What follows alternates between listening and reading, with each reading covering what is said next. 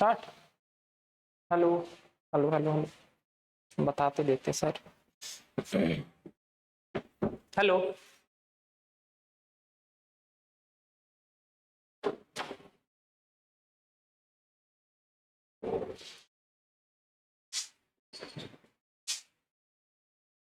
Start है sir.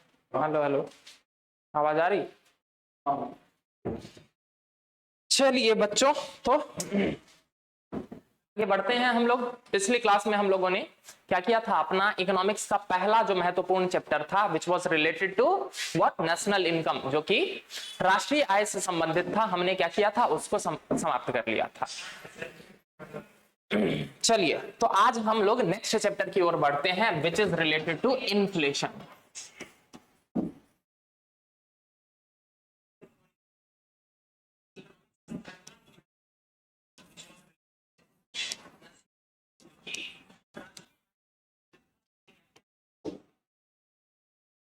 चलिए, inflation, इसे आम बोलचाल की भाषा में क्या कहते हैं? हम महंगाई कहते हैं, ठीक ना।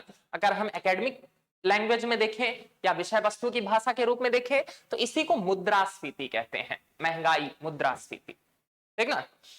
चलिए जरा बात को समझते हैं कि आखिर महंगाई है क्या या इन्फ्लेशन है क्या। जब अर्थव्यवस्था में क्या होता है, अर्थव्यवस्था में वस्तु एवं सेवाओं की कीमतों में औसत वृद्धि हो जाती है, यानी कि if goods and services their prices increases on an average in an economy, then we say that inflation is being witnessed। क्या हो रहा है? एक अर्थव्यवस्था में जो ज्यादातर वस्तु सेवाएं हैं ना, उन सब के औसत मूल्य में अगर बढ़ोतरी हो जाती है तो हम इसे क्या कह देते हैं? हम इसे कहते हैं महंगाई या मुद्रास्फीति।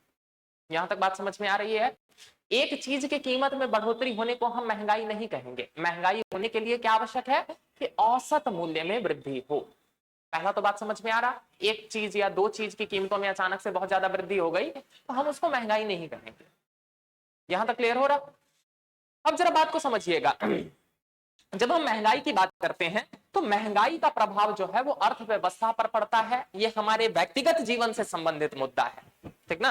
यानी कि एक व्यक्ति से लेकर एक पूरे देश तक हर स्तर पर जो है वो महंगाई का प्रभाव देखने को मिलता है, ठीक ना।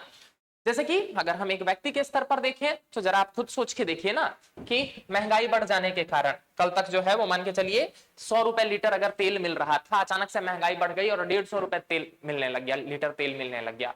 इसका प्रभाव एक व्यक्ति की बचत पर पड़ेगा ना, उस व्यक्ति के जीवन पर भी तो इसका प्रभाव पड़ेगा ना।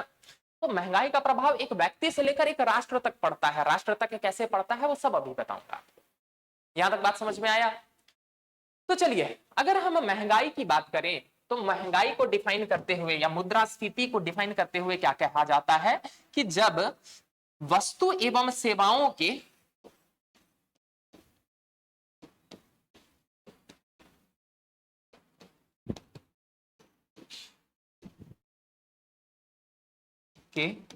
औसत मूल्य में वृद्धि के कारण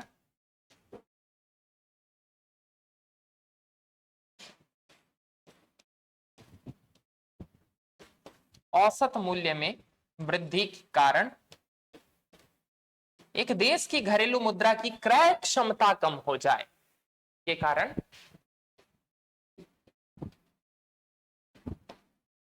एक देश के घरेलू मुद्रा की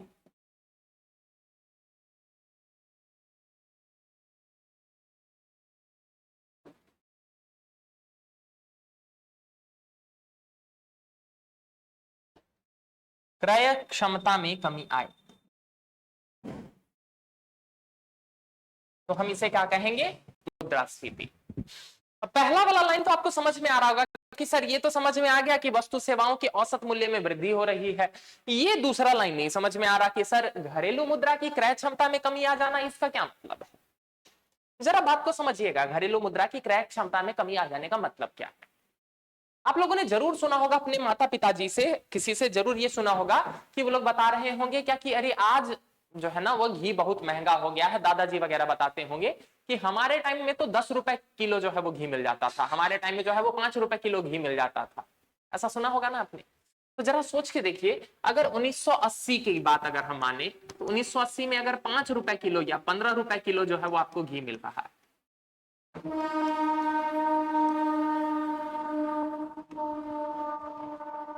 ठीक, आज वही घी आपको 600-700 रुपए किलो मिल रहा है ना, 600-700 रुपए किलो आज वही घी मिल रहा है। अलग अलग क्षेत्रों में अलग अलग रेट चलता है। गाय के दूध का घी जो है वो अलग रेट पे मिलता है, भैंस के दूध का घी जो बना हुआ घी जो है वो अलग रेट पर मिलता है। 600 रुपए किलो मिल रहा है ना। एक बात बताइए, पहले यदि 1980 की बात करें तो 1980 में अगर मैंने आपको 100 रुपए दिए तो इस 100 रुपए में आप मुझे लगभग 6.5 केजी घी ला के दे सकते थे कि नहीं? 15 छक्का 90, 6.5 मोटा मोटी मान रहा हूं, ठीक, यहां तक बात समझ में आ रहा। अब लगभग 6.5 केजी के आसपास मुझे आप घी ला के दे सकते थे, लेकिन आज अगर मैं आपको 100 रुपया दे रहा हूं तो 100 रुपया में आप कितना घी लगेगा मेरे लिए? हाँ, बात समझ में आ रहा? मुश्किल से 150 ग्राम 200 ग्राम के आसपास हो पा रहा है।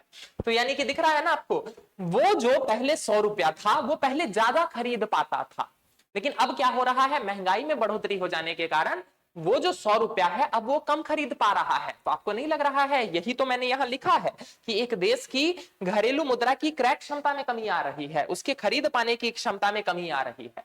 आ रही है कि नहीं? कि पहले 100 रुपया जो था वो कितना खरीद लेता था, वो 6.5 किलो घी खरीद लेता था, लेकिन अब वही 100 रुपया जो है वो मुश्किल से 200 ग्राम घी खरीद पा रहा है। तो इसका क्या मतलब हुआ कि उस देश की घरेलू मुद्रा की क्रय क्षमता में कमी आ गई, खरीद पाने की क्षमता में कमी आ गई। इसी को क्या कहते हैं? महंगाई कहते हैं।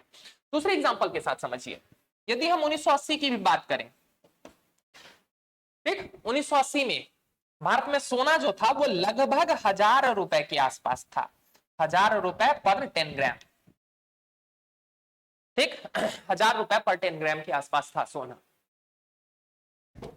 आज वही सोना कितना, बीच में तो 60 क्रॉस कर गया था, मोटा मोटी हम मान ले 60,000 के आसपास मान लेते हैं, 60,000 पर 10 ग्राम हो गया है कि नहीं?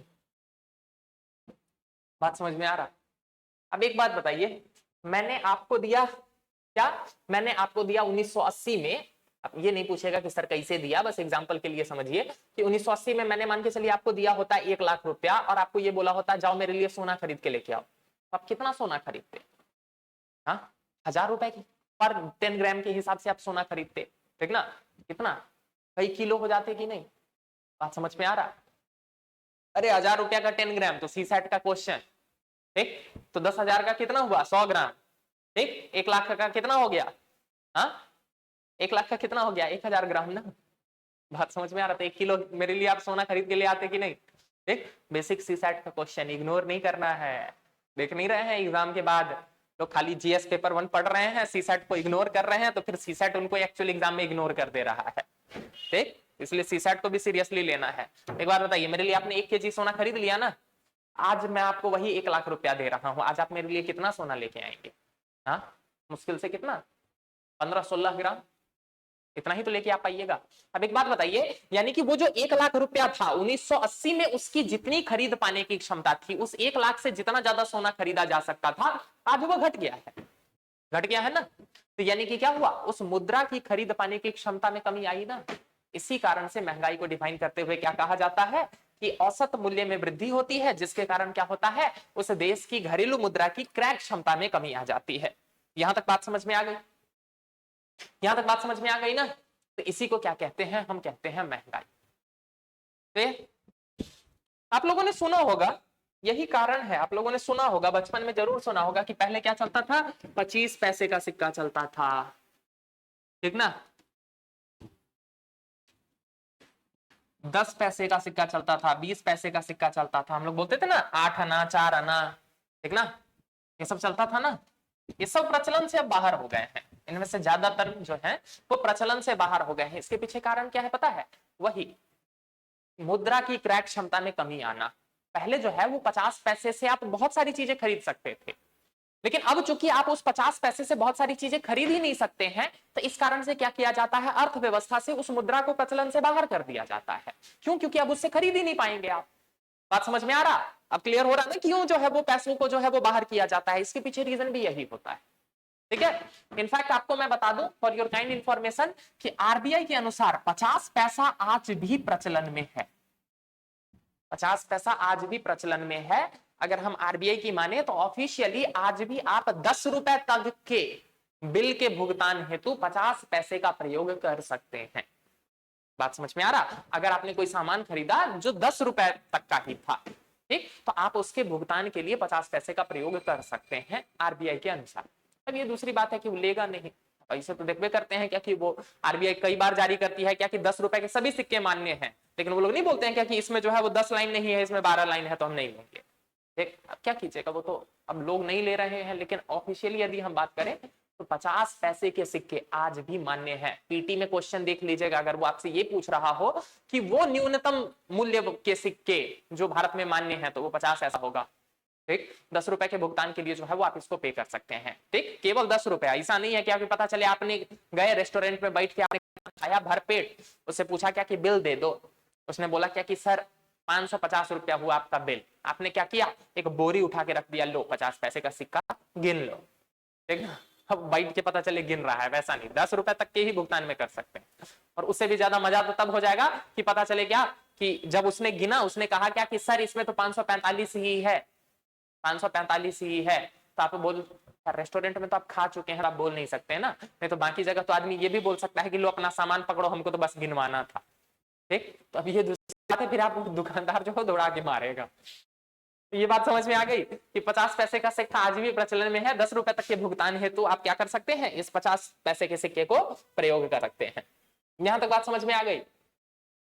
इतना ही नहीं, आप लोगों ने गौर किया होगा धीरे धीरे जो है वो सिक्कों की जो है वो साइज में कमी आती चली जाती है। पहले बड़े सिक्के हुआ करते थे, फिर छोटे और छोटे, छोटे छोटे होते जा रहे हैं ना। हा? और इन सबको जो प्रचलन से बाहर कर दिया गया है, इसके पीछे भी कारण है क्यों प्रचलन से बाहर कर दिया गया। इसके पीछे कारण है, एक बात बताइए, इस सिक्के को बनाने में धातु का प्रयोग हुआ होगा, मेटल का प्रयोग हुआ होगा। अब एक बात बताइए, जैसे जैसे महंगाई बढ़ रही है उस धातु की कीमतों में भी वृद्धि हो रही है। बात समझ में आ रहा ना? महंगाई बढ़ने के कारण उस धातु की कीमतों में भी वृद्धि हो रही है। अब जरा आप ये सोच के देखिए कि 25 पैसे का सिक्का, इस 25 पैसे के सिक्के को बनाने में जो धातु प्रयोग हुई है, उस धातु का महंगाई के कारण मूल्य बढ़कर कितना हो गया है, 50 पैसा। अगर मान के चलिए ऐसा हो गया, ठीक, तो आप एक बात बताइए, तब आप उस 25 पैसे को 25 पैसे के रूप में चलाएगा कोई, कि क्या करेगा, उस धातु को पिघलाकर उसको 50 पैसे में बेच लेगा? बात समझ में आ रही है? एक बात बताइए, आपके पास 1 रुपया का सिक्का है, लेकिन इस सिक्का को बनाने में जो धातु का प्रयोग हुआ है, महंगाई में बढ़ोतरी के कारण आज इसका मूल्य बढ़कर 2 रुपया हो गया। ठीक, क्यों? क्योंकि महंगाई बढ़ रही है तो धातुओं के मूल्य में भी तो वृद्धि होगी, सोने की कीमतों में वृद्धि हो रही है, तो वो भी बाकी भी तो सिक्का को बनाने में जो मेटल्स यूज हो रहे हैं वो तो धातु है। अब एक बात बताइए, सिक्का अगर मैं सिक्का के रूप में चलाऊं तो उसका वैल्यू है 1 रुपया, लेकिन अगर मैं उसको पिघलाकर बेच दूं तो उसका मूल्य कितना हो गया है, 2 रुपया। तो जरा सोच के देखिए इसके कारण क्या हो जाएगा कि अर्थव्यवस्था में सब लोग सिक्का पिघला पिघला कर बेचने लग जाएंगे। बात समझ में आ रहा है? इस कारण से क्या करती है आरबीआई या सेंट्रल बैंक ऑफ इंडिया, वो क्या करती है कि सिक्कों को प्रचलन से बाहर करते रहती है, विड्रॉ करते रहती है, ताकि ऐसा ना हो क्या कि लोग जो है वो क्या करें, उन सिक्कों को पिघला पिघला कर बेचने लग जाए। इस कारण से क्या करती है सेंट्रल बैंक, उन सिक्कों को प्रचलन से बाहर लेती है, सिक्कों के साइज में कटौती करती है, ताकि क्या है कि किसी भी सिक्के पर जो मुद्रित मूल्य है ना, मुद्रित मूल्य का क्या मतलब है कि जो मूल्य उस पर लिखा हुआ है, ठीक, यह मूल्य उस धातु के मूल्य से कम हो। बात समझ में आया? क्यों? क्योंकि अगर इस धातु के मूल्य से ज्यादा हुआ तो फिर सब लोग क्या करने लग जाएंगे, सिक्के को पिघलाने लग जाएंगे। क्लियर हुआ? अब समझ में आ गया क्यों सिक्कों को जो है वो प्रचलन से बाहर किया जाता है, क्यों सिक्कों का साइज छोटा किया जाता है। अगर महंगाई बढ़ गई अचानक से तो सिक्कों का साइज छोटा कर दिया जाता है, ताकि क्या हो जाए कि मूल्य कम हो जाए, उस धातु का मूल्य कम हो जाए। बात समझ में आ रहा? ये क्लियर हुआ? हा? तो इस कारण से क्या किया जाता है, सिक्कों के साइज वगैरह में जो है वो उतार चढ़ाव किया जाता है, छोटा बड़ा किया जाता है। यहां तक क्लियर है? ठीक, जरा बात को समझिएगा। मुद्रास्फीति या महंगाई के संदर्भ में यह कहा जाता है कि महंगाई का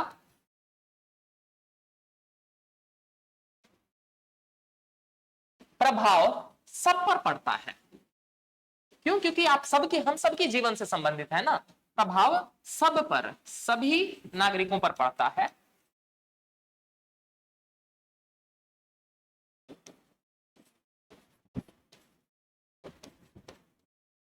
परंतु इसका प्रभाव गरीबों पर सर्वाधिक पड़ता है।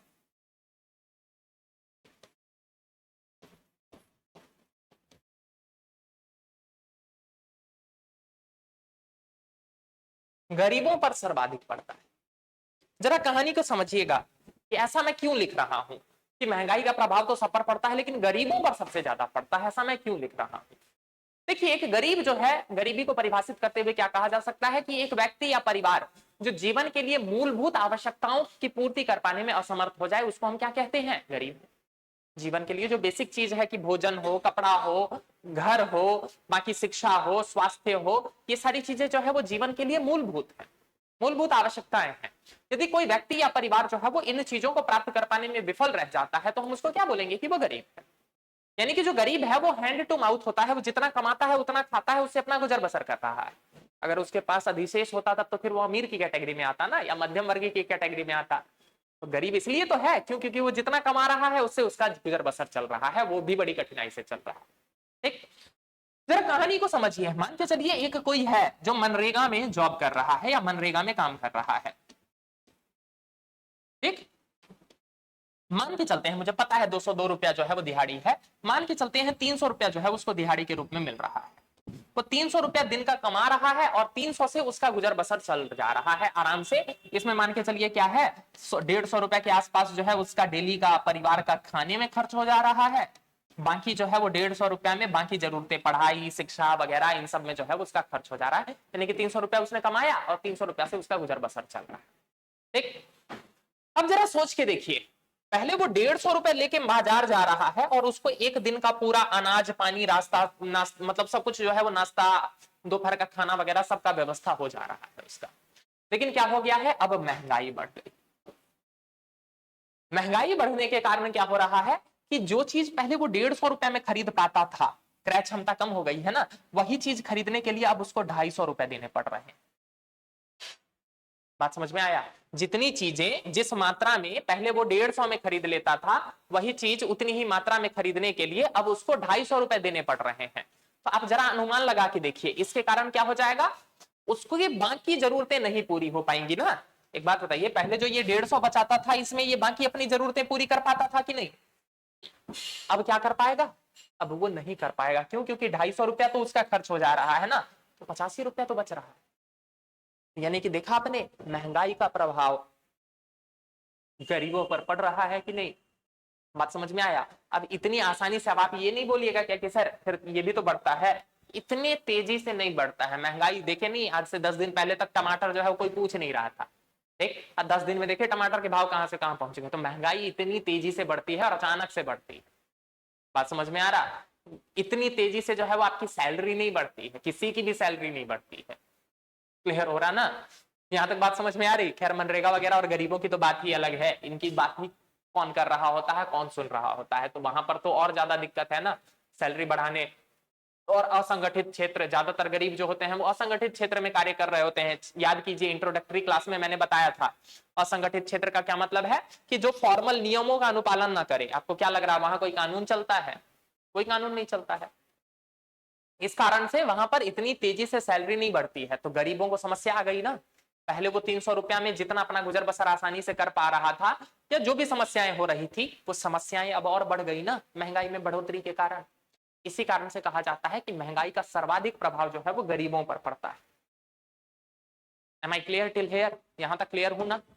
अब आपके दिमाग में आ रहा होगा कि सर ऐसे तो फिर अमीरों पर भी प्रभाव पड़ता होगा। जरा देखते हैं कि अमीरों पर कैसे प्रभाव पड़ रहा है, ठीक ना, या किस प्रकार का प्रभाव पड़ रहा है। जरा बात को समझिए। अमीर कहने का मतलब ही है मेरा यहां क्या कि यानी कि वो जरूरत की अपनी चीजें पूरी कर पा रहा है,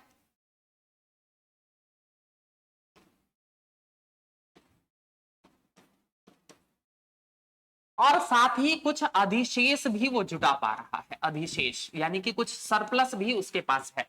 मतलब ठीक ना, घर है, गाड़ी है, बैंक बैलेंस है और मां भी है। ठीक ठीक ना? तो क्या है? अधिशेष। यहां तक क्लियर हो गया? जरूरतों की पूर्ति कर पा रहा है और उसके पास अधिशेष भी है, यानी कि सरप्लस भी है। अब जरा देखिए, ये जो अधिशेष है वो अमीर क्या करता है, इससे कहीं ना कहीं निवेश करता है, इसको कहीं ना कहीं वो इन्वेस्ट करके रखता है। अब ये निवेश किस किस रूप में हो सकता है? या तो उसने जमीन के रूप में इन्वेस्ट कर रखा हो, जमीन में लैंड खरीद लेते हैं ना।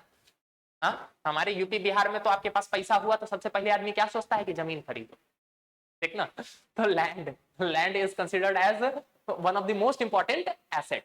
इस कारण से क्या किया जाता है, जमीन खरीदने पर बल दिया जाता है। तो एक बात बताइए, जमीन खरीदा अधिशेष का, या फिर मान के चलिए क्या किया, इसका सोना उना खरीद लिया, सोना।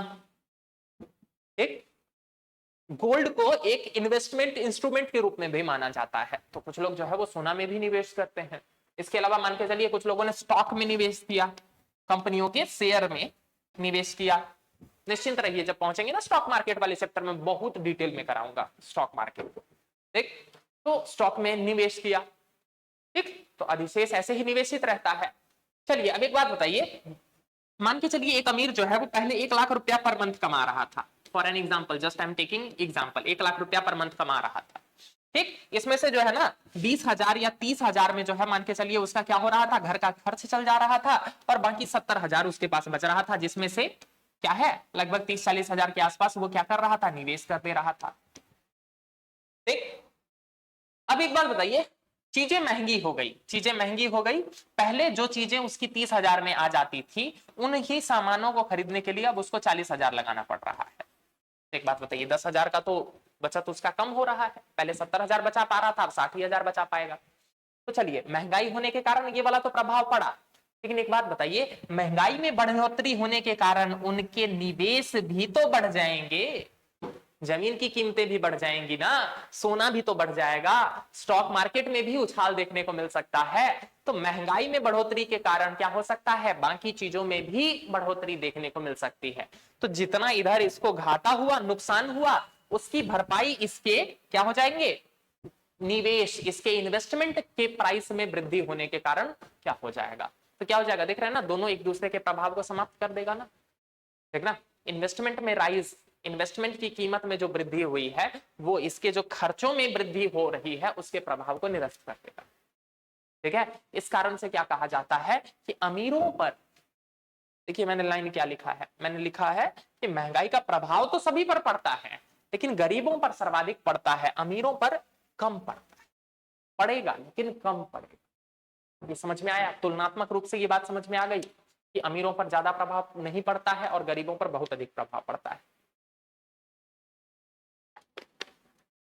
रीजन आपको पता है क्यों, क्योंकि गरीबों के पास जो है वो अधिशेष धनराशि होती ही नहीं है जिसको वो निवेश कर सके, तो वो हैंड टू माउथ होते हैं। यहां तक पहली बात समझ में आ गई। दूसरी बात देखिए, महंगाई का प्रभाव जो है वो महंगाई में ऋणी को लाभ होता है,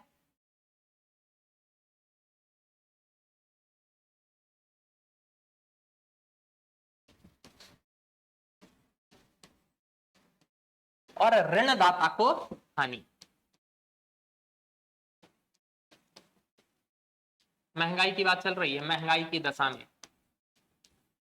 मुद्रास्फीति की दशा में क्या होता है, ऋणी को लाभ होता है जबकि ऋणदाता को हानि होती है। कैसे होता है जरा इस बात को समझिएगा। चलिए मान के चलते हैं, क्या हुआ कि आपसे मैंने उधार मांगा 1,000 रुपए, आपसे मैंने 1,000 रुपए बोरो किया, तो आप क्या हो गए, आप हो गए ऋणदाता, मैं क्या हो गया, ऋणी हो गया। ठीक, मैंने आपसे 1,000 रुपया लिया और इस 1,000 रुपए से, 1,000 रुपए से मान के चलिए क्या है, मैंने एक जमीन का छोटा सा टुकड़ा खरीद लिया, हाइपोथेटिकल एग्जांपल। 1,000 रुपया में आप लोग बोलिएगा कि सर कौन सा जमीन आएगा, तो चलिए इसको 1 लाख कर देते हैं। अब ठीक है, हा? मेरे को डर लग रहा था 1 लाख मैंने इसलिए नहीं लिखा क्योंकि मेरे को लग रहा था कि आप लोग 1 लाख रुपया तो दीजिएगा नहीं हमें, ठीक, तो इसलिए मैंने 1,000 ही लिखा था। चलिए बस सोचना है, देना नहीं है। आपने मुझे 1 लाख रुपया दिया और इस 1 लाख से मान के चलिए मैंने जमीन का एक छोटा सा टुकड़ा खरीद लिया। ठीक, अब कहानी समझिएगा, आपने तो मुझे बस ऋण दिया था, आपने मान के चलिए क्या कहा, क्या कि सर 1 लाख रुपया ले रहे हैं तो कम से कम जो है वो 5% जो है वो ब्याज दे दीजिएगा। मैंने बोला ठीक है, चलो 1 साल बाद जो है मैं तुमको कितना दे दूंगा, 1,05,000 रुपया दे दूंगा।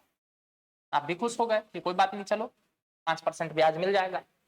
लेकिन क्या हुआ, अर्थव्यवस्था में महंगाई बढ़ी और महंगाई कितने प्रतिशत की दर से बढ़ी, 10% के दर से बढ़ी। पिछले साल जो मैंने जमीन खरीदी थी 1 लाख की, आज वो जमीन की कीमत 1 साल बाद कितनी हो गई है, 1,10,000।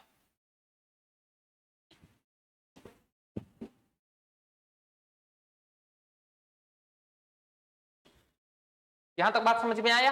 पहले जो 1 लाख की जमीन थी आज उसकी कीमत बढ़कर कितनी हो गई है, 1,10,000। अब जरा सोच के देखिए, 1 साल बाद में आपको 1,05,000 दे भी दे रहा हूं, लेकिन आपके 1,05,000 की क्रय क्षमता कम हो गई है कि नहीं? क्यों? क्योंकि अब आप उस 1,05,000 से भी वो जमीन नहीं खरीद सकते हैं जो पिछले साल मैंने 1 लाख में खरीदा था। तो यानी कि क्या हो गया, जब महंगाई बढ़ती है ना तो ऋणी को फायदा होता है, ऋणदाता को नुकसान होता है। क्यों? क्योंकि ऋणी पहले ही वो पैसा ले चुका है। बात समझ में आ रहा ना? और मान के चलिए अगर उसने कुछ भी उपभोग कर लिया है, कुछ भी खरीद लिया है, वो चीज आज ऋणदाता को उस प्राइस में नहीं मिलने वाला है। इसी कारण से जब भी महंगाई बढ़ती है ना तो कर्जदाताओं को नुकसान होता है और कर्ज प्राप्त करने वालों को क्या होता है, फायदा होता है। ये बात समझ में आई? ये बात समझ में आई ना, कैसे जो है वो ऋणदाता को नुकसान हो रहा है, ऋणी को फायदा हो रहा है। अरे आप ऐसे समझिए ना, मान के चलिए मैंने आपसे 100 रुपया लिया, ठीक, और इस 100 रुपए का मान के चलिए मैं 2 मैकडोनल्ड का बर्गर खा गया, मेरे को तो 100 रुपया में 2 मैकडी मिल गया। मैंने आपको आज के 1 साल बाद जो है यही 100 का 100 रुपया लौटा दिया। आप गए खरीदने के लिए, आपको मिला ही नहीं। आपको क्या बोल रहा है, क्या कि सर वो पिछले साल का प्राइस था, महंगाई बढ़ गई है ना, तो इसी कारण जो आप 2 मैकडी की बात कर रहे हैं वो अब 120 रुपया का मिल रहा है। एक बात बताइए, मैंने तो आपसे 100 रुपया लिया था, मैंने आपको 100 रुपया वापस कर दिया, लेकिन क्या आज भी उस 100 रुपए की खरीद पाने की क्षमता उतनी ही है जितनी कल थी? नहीं ना। तो अगर महंगाई में बढ़ोतरी हो जाएगी तो क्या हो जाएगा, उस मुद्रा की खरीद पाने की क्षमता में कमी हो जाती है। इसी कारण से जब भी महंगाई का दौर आता है तो ऋणदाता को नुकसान हो रहा होता है और ऋणी को फायदा हो रहा है। यहां तक क्लियर हुआ? ये बात समझ में आ रही है ना? देख, यही कारण है कि आप लोगों ने देखा होगा कि जब भी उच्च महंगाई का समय चल रहा होता है ना, उच्च महंगाई का समय चल रहा होता है, हाई इन्फ्लेशन का दौर चल रहा होता है, तो उस दौरान हमें क्या देखने को मिलता है कि बैंक्स जो हैं वो अपने ब्याज दरों में वृद्धि कर देते हैं।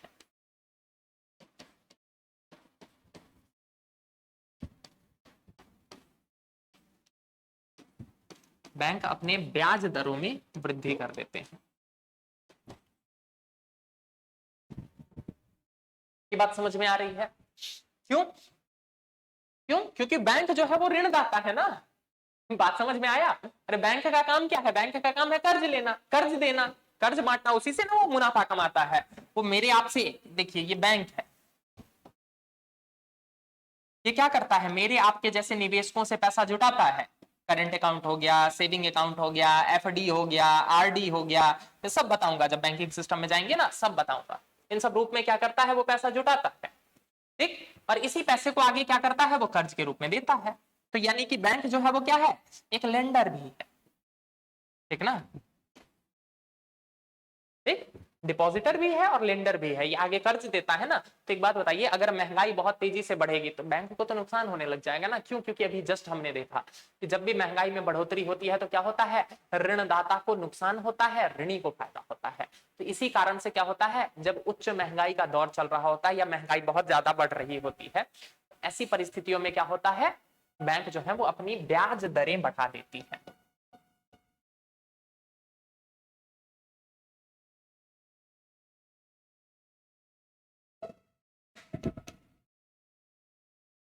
ये पॉइंट समझ में आया? बैंक जो है वो अपनी ब्याज दरें बढ़ा देती है, ठीक है। क्यों? क्योंकि आप जरा सोच के देखिए, बैंक से मान के चलिए किसी ने उधार लिया, लोन लिया 1 लाख रुपया का, 1 लाख रुपया लोन लिया किसी ने बैंक से।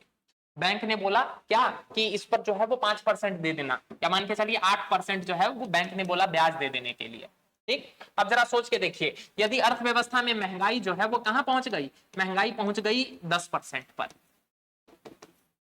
10% पर। तो यानी कि क्या है, 1 साल बाद बैंक को मिल जाएगा 1,08,000 रुपया। लेकिन महंगाई इतनी बढ़ गई है कि जो चीजें पहले 1 लाख की मिलती थी आज वो 1,10,000 की मिल रही है। तो एक बात बताइए, इसको तो नुकसान हुआ ना बैंक को। क्यों? क्यों? क्योंकि उसने जो कर्ज दे रखा था उसके खरीद पाने की क्षमता कम है। क्लियर है? इसी कारण से आपको देखने को मिलेगा कि उच्च महंगाई के दौर में ब्याज दरें बढ़ा देती है बैंक।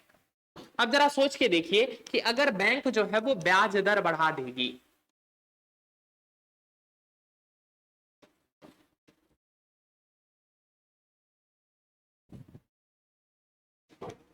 अगर बैंक जो है वो ब्याज दर बढ़ा देगी, तो जरा बात को समझिए, इसका मतलब क्या है, बैंकों से कर्ज प्राप्त करना हमारे आपके लिए यानी कि आम लोगों के लिए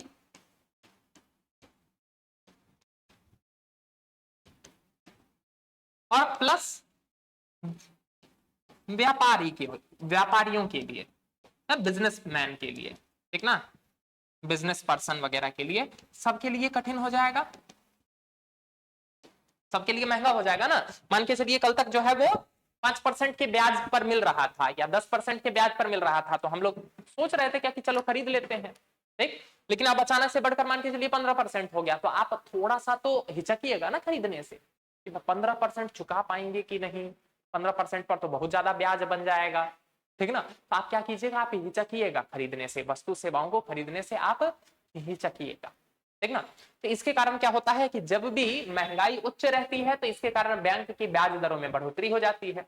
अब अगर बैंक की ब्याज दरों में बढ़ोतरी हो जाएगी तो आम लोगों के लिए भी कर्ज प्राप्त करना कठिन हो जाएगा और व्यापारी बिजनेसमैन या बिजनेस पर्सन, बड़े बड़े बिजनेस उद्योगपतियों के लिए भी क्या हो जाएगा, ऋण प्राप्त करना कठिन हो जाएगा। ये बात समझ में आ रहा है ना, ब्याज बढ़ने से नहीं खरीद पाएंगे या फिर नहीं ले पाएंगे उतना ज्यादा ऋण। अब जरा सुनिए, अगर आम लोग ऋण नहीं प्राप्त कर पाएंगे तो इसके कारण क्या हो जाएगा, उनकी मांग प्रभावित होगी, डिमांड प्रभावित होगी। बात समझ में आया। मान के चलिए मेरी इच्छा हुई अचानक से क्या कि आईफोन खरीदना चाहिए, मैं गया आईफोन खरीदने के लिए, तो उसने मुझे जो बताया क्या कि HDFC बैंक के कार्ड पर अगर आप लेंगे तो आपको ये ऑफर मिलेगा और HDFC बैंक जो है वो आपको मान के चलिए 10% ब्याज पर आपकी EMI बना देगी 6 महीने के लिए, ठीक, कोई दिक्कत नहीं। अब अगली बार मैं गया या फिर मान के चलिए क्या है किसी और के लिए खरीदने गया, अब ये नहीं पूछेगा कि सर आप तो खरीद लिए, अब किसके लिए खरीद रहे हैं, खरीदने के लिए गया, बस इतना मान लीजिए। अब इस बार जो है वो क्या बोल रहा है, बोल रहा है क्या कि HDFC बैंक से ही आपका 6 महीने का EMI बना देंगे, लेकिन इस बार जो है वो इंटरेस्ट कितना पड़ेगा, 15%। अब एक बात बताइए, पिछली बार जब मैं खरीदने गया था तो मैं 10% पर खरीदा था, अब इस बार अगर वो 15% चार्ज कर रहा है तो मैं एक बार तो हिचकूंगा ना कि क्या मैं खरीदूं कि नहीं खरीदूं, क्यों, क्योंकि ब्याज ज्यादा है, बढ़ गया ना। अरे 50% बढ़ गया ब्याज, तो पहले 10% था 15% हो गया, तो उसमें ब्याज के दरों में वृद्धि कितनी हो गई, 50% की वृद्धि हो गई ना। हाँ, तो एक बात बताइए, मैं हिचकूंगा, एक बात बताइए इसके कारण क्या हो जाएगा, उस आईफोन की डिमांड कम होगी कि नहीं होगी। हाँ, पहले सस्ते ब्याज दरों के कारण उस प्रोडक्ट को ज्यादा लोग खरीद पा रहे थे, अब अगर अगर महंगा हो गया ब्याज तो इसके कारण क्या है, कम लोग जो है वो आईफोन खरीद पा रहे हैं, तो इससे क्या हो जाएगा, उस प्रोडक्ट की डिमांड कम हो जाएगी। ये पहली बात समझ में आई। दूसरी बात, एक बात बताइए, ये जो व्यापारी या बिजनेसमैन है ये कर्ज क्यों लेते हैं, ये कर्ज क्यों लेते हैं, ये कर्ज लेते हैं अपने बिजनेस के एक्सपेंशन हेतु, ठीक ना, कि मान के चलिए पहले 2 फैक्ट्री था तो और कर्ज लेते हैं ताकि 2 और फैक्ट्री लगा सके। बात समझ में आया। अब एक बात बताइए, अगर इनको सस्ते ब्याज दरों पर कर्ज ही नहीं मिलेगा, अब इनको लग रहा है क्या कि मेरे को इस फैक्ट्री को सेटअप करने में ही 1-2 साल चला जाएगा और इस पर प्रॉफिट जनरेट करना मैं बहुत बाद में स्टार्ट करूंगा, तो अगर बैंक जो है वो मेरे से बहुत ज्यादा ब्याज दर मांगेगी तो मैं कैसे चुका पाऊंगा। इसके कारण क्या हो जाएगा, व्यापारी भी या बिजनेसमैन भी जो है वो कर्ज ले पाने की उनकी क्षमता में कमी होगी। अब एक बात बताइए, इसके कारण क्या होगा, उत्पादन भी प्रभावित होगा कि नहीं होगा, उत्पादन भी तो घटेगा, मांग में कमी के कारण भी उत्पादन घटेगा। एक बात बताइए, पिछले महीने क्या है, आईफोन ने 100 आईफोन बनाए थे और वो सारे बिक गए, ठीक, इस बार वो 120 बनाएगी, लेकिन पिछले महीने अगर उसने 100 बनाए थे और उसमें से बिके मात्र 80, तो अगली बार जो है वो आईफोन कम बनाएगी ना, क्योंकि पिछली बार वाला भी तो बचा हुआ है। बात समझ में आ रहा, तो यानी कि क्या हो रहा है, मांग में कमी के कारण उत्पादन में भी कमी आएगी, मतलब एक तो डायरेक्ट इसके कारण कमी आ रही है उत्पादन में, और दूसरा जो है वो मांग में कमी आने के कारण उत्पादन में कमी आ रही है। ये दूसरा बात भी समझ में आया, तो मांग में कमी भी और उत्पादन में भी कमी, दोनों में कमी आ रही है, जिसके कारण क्या हो जाएगा, उस देश की GDP प्रभावित होने लग जाएगी। पढ़ा चुका हूं मैं GDP, ग्रॉस डोमेस्टिक प्रोडक्ट, सकल घरेलू उत्पाद। क्या है सकल घरेलू उत्पाद, कि एक देश की सीमा के अंतर्गत एक वित्तीय वर्ष में उत्पादित वस्तुओं एवं सेवाओं के औसत मूल्य या अंतिम मूल्य के योग को क्या कहते हैं, अंतिम मूल्य के योग को क्या कहते हैं, GDP। अब देख रहे हैं, मांग प्रभावित होने के कारण उत्पादन प्रभावित हो रहा है, तो प्रोडक्शन कम होगा तो GDP तो कम रहेगी ना, दिख रहा, अब समझ में आया। कि किस प्रकार से जो है वो महंगाई जो है वो एक देश की अर्थव्यवस्था को प्रभावित करने लग जाता है। देखा हमने, एक व्यक्ति के जीवन पर प्रभाव तो हमने देखा, लेकिन अब दिख रहा है कि देश की जीडीपी को प्रभावित कर रहा है, सकल घरेलू उत्पाद को प्रभावित करने लग गया, यानी कि पूरे नेशनल लेवल पर जो है उसका प्रभाव देखने को मिलता है। क्लियर है? यहां तक बातें समझ में आ रही? तभी तो जैसे जैसे महंगाई बढ़ रही थी, देख नहीं रहे थे अमेरिका में कितनी हालत खराब होती जा रही थी। आप लोगों ने खूब सारे न्यूज पढ़े होंगे, पिछले पूरे साल अखबार में पढ़ा रहा कि अमेरिका में जो है वो महंगाई की दर पिछले 40 साल के टॉप पर है। और उसके कारण क्या हो गया, आगे की क्लासेस में बताऊंगा कि क्या हो गया, कि फिर फेड, यूएस फेड जो है ना, वहां की जो केंद्रीय बैंक है, जैसे भारत की केंद्रीय बैंक कौन है, आरबीआई, तो वैसे ही वहां की केंद्रीय बैंक का नाम है यूएस फेड। वो क्या करने लग गई, ब्याज की दरों में बढ़ोतरी करने लग गई, जिसके कारण क्या हुआ कि मांग प्रभावित होने लग गया, उत्पादन प्रभावित होने लग गया, और अमेरिका जो है वो अभी मंदी के कगार पर खड़ा है।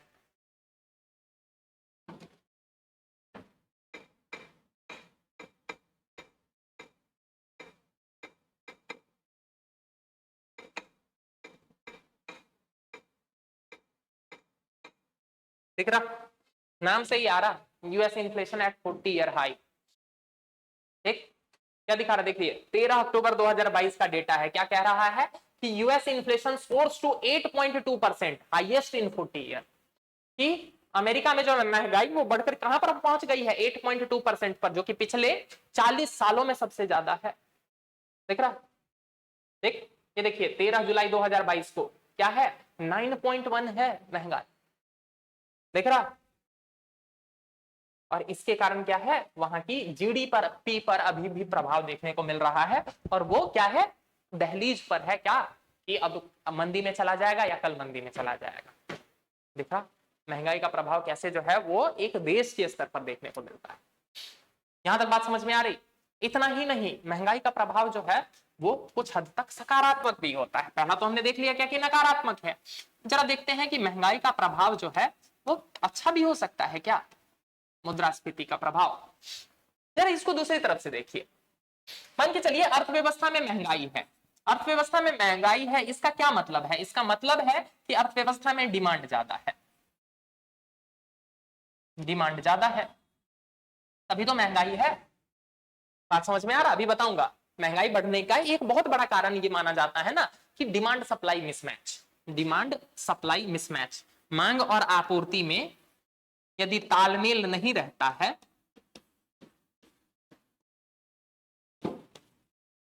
मांग और आपूर्ति में तालमेल यदि कम रहता है, तो हम इसको क्या कह देते हैं, हम इसी को महंगाई के पीछे कारण मांगते हैं। तालमेल में कमी का क्या मतलब है, मान के चलिए अर्थव्यवस्था में मांग है 20 केजी टमाटर की, किसी बाजार में डिमांड है 20 केजी टमाटर की, लेकिन टमाटर कितना आया है, मात्र 10 केजी। एक बात बताइए, इसके कारण क्या हो जाएगा, इसके कारण महंगाई बढ़ जाएगी ना, अरे इसके कारण महंगाई बढ़ जाएगी ना। हाँ, यानी कि मांग ज्यादा है, सप्लाई कम है, बिकने के लिए 10 ही केजी आया है, खरीदने वाले 20 केजी चाह रहे हैं। तो सिंपल सी बात है, जो बेचने वाला होगा वो मनमाने रेट पर बेचेगा कि नहीं बेचेगा। ठीक, खरीदना है तो खरीदो, नहीं तो कोई दूसरा भी है खरीदने के लिए तैयार। बात समझ में आया? तो क्या है, मांग आपूर्ति में मिसमैच के कारण महंगाई बढ़ती है। ठीक, ऐसा भी हो सकता है, देखिए इसको जरा ऐसे समझिए, ऐसा भी हो सकता है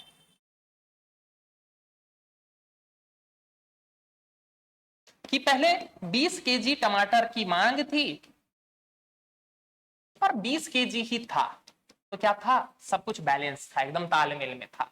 अब पहला कंडीशन तो ये हो सकता है कि अचानक से मांग बढ़ जाए, कि 20 की जगह जो है वो 40 केजी की डिमांड आ जाए।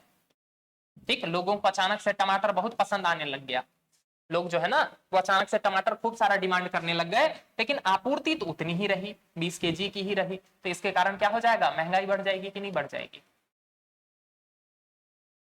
पहला कंडीशन समझ में आया कि मांग उतनी ही रही, नहीं मांग बढ़ गई, आपूर्ति उतनी ही रही, तो क्या हो जाएगा, इसके कारण महंगाई बढ़ जाएगी, 40 केजी अचानक से डिमांड आ गया।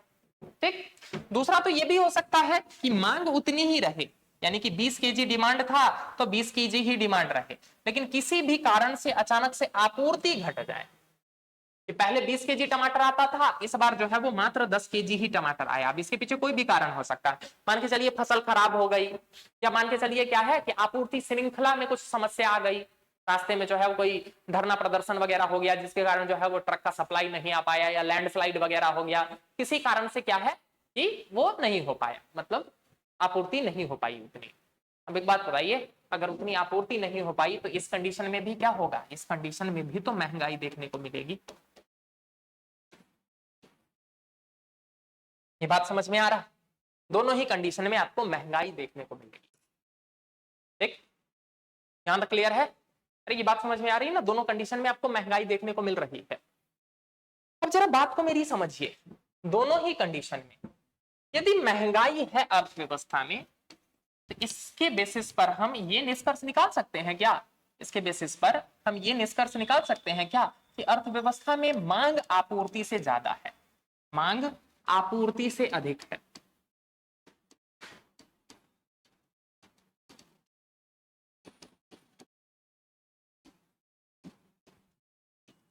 तभी तो महंगाई है, मांग आपूर्ति से अधिक है तभी तो महंगाई है। ठीक, तो यानी कि मांग ज्यादा है आपूर्ति कम है। अब एक बात बताइए, एक बिजनेसमैन को और क्या चाहिए, आप कहां बिजनेस लगाना चाहेंगे, जहां आपके प्रोडक्ट की डिमांड हो, वही ना आप बिजनेस लगाना चाहिएगा। अब एक बात बताइए, इससे बढ़िया उपाय और क्या मिल सकता है कि यदि किसी देश में महंगाई है, ठीक ना, महंगाई है, इसका मतलब क्या है, वहां मांग ज्यादा है आपूर्ति नहीं हो पा रही है। तो ऐसे में क्या है, कोई भी उद्योग धंधा, कोई भी बिजनेसमैन जो है वो क्या चाहेगा, वहां पर ही अपना उद्यम स्टार्ट करना, ताकि क्या हो सके, वो इस आपूर्ति में जो कमी है ना इसको पूरा कर सके। इससे क्या होगा, उस देश में उद्योग धंधों का विस्तार होगा।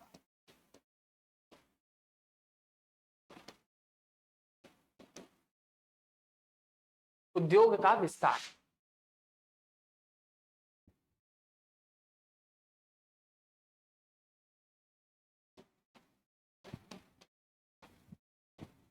अब एक बात बताइए, उद्योग का विस्तार होगा तो क्या होगा, लोगों को रोजगार मिलेगा। अरे लोगों को रोजगार पर रखे जाएंगे ना, हाँ, लोग रोजगार पर रखे जाएंगे, उद्योग वैसे ही थोड़ी चलने वाला है, लोगों को रोजगार मिलेगा। अब एक बात बताइए, रोजगार यदि लोगों को मिलेगा तो लोग क्या करेंगे, मांग उत्पन्न करेंगे। अब जरा सोच के देखिए, कल तक मैं मान के चलिए बेरोजगार था, ठीक, तो मैं बहुत कम में अपना गुजर बसर कर रहा था। अब अचानक से मेरे को कहीं से रोजगार मिल गया, अब रोजगार मिल गया तो मैं क्या कोशिश करूंगा कि मैं अपनी जरूरत की चीजें, अपने सारे शौक पूरे करूं।